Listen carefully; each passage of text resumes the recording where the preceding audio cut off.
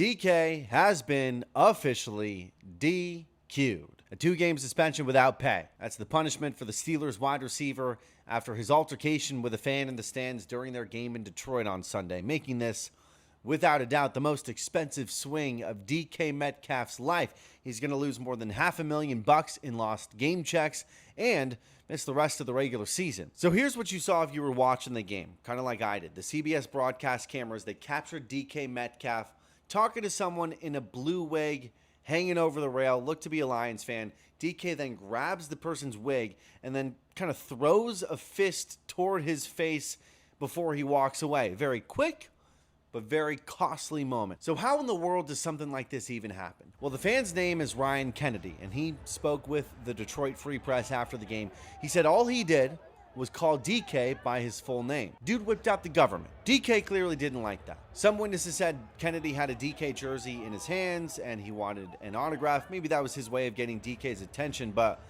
didn't go over well. Instead of signing, he swung. Former receiver Chad Johnson had a different story to share on his podcast, as he said was told to him by Metcalf himself.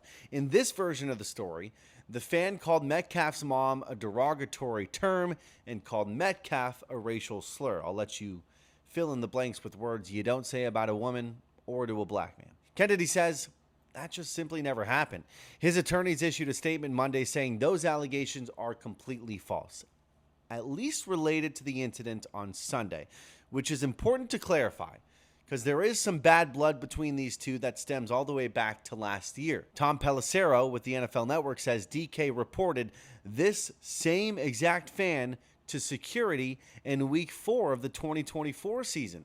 DK was still on the Seahawks. They were playing in Detroit. So whatever happened then clearly spilled into this past Sunday. And I'm sure we'll get the full story eventually with all the cameras and audio we have these days. If what DK is claiming is true, it was picked up somewhere. But in the meantime, no punishment for the fan, at least so far. DK suspended for those 2 games. He is expected to appeal. The Steelers can clinch the playoffs with a win over the Browns this coming week, but they'll likely do it without their top wideout.